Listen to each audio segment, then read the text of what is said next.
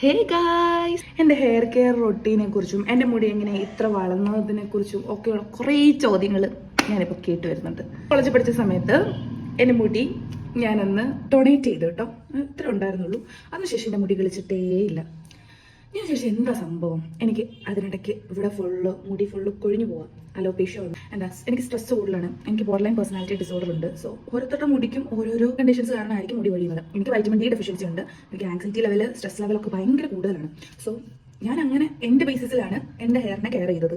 First of all, ഞാൻ സ്ട്രെസ്സും കാര്യങ്ങളും സ്ട്രെസ്ഫുൾ ആയിട്ടുള്ള തിങ്സ് എൻ്റെ ലൈഫിൽ നിന്ന് ഞാൻ കുറേ ഒഴിവാക്കി. ഞാൻ ആവശ്യമില്ലാതെ ഓവർ തിങ്ക് ചെയ്യുന്നത് എല്ലാം ഞാൻ ഒഴിവാക്കി.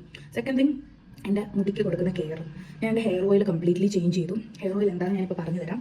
പിന്നെ വൈറ്റമിൻ ഡി ഇൻടേക്ക്, ഡോക്ടേഴ്സിൻ്റെ പ്രിസ്ക്രിപ്ഷൻ അനുസരിച്ചിട്ട് ഞാൻ വൈറ്റമിൻ ഡി കഴിച്ചു. വൈറ്റമിൻ ഡി ആദ്യം ചെക്ക് ചെയ്ത് നോക്കുക, അത് കഴിഞ്ഞിട്ട് വൈറ്റമിൻ ഡി കഴിക്കുക. നല്ലപോലെ വെള്ളം കുടിക്കുക. പിന്നെ ഫുഡിനകത്ത് മുട്ട, പാല്, ഗ്രീൻ ലീഫി വെജിറ്റബിൾസ്. ഞാൻ പിന്നെ നമ്മുടെ കറിക്കകത്ത് കിടക്കുന്ന കറിവേപ്പില പോലും ഞാൻ വെറുതെ കളയാറില്ല, അതുവരെ കഴിക്കും.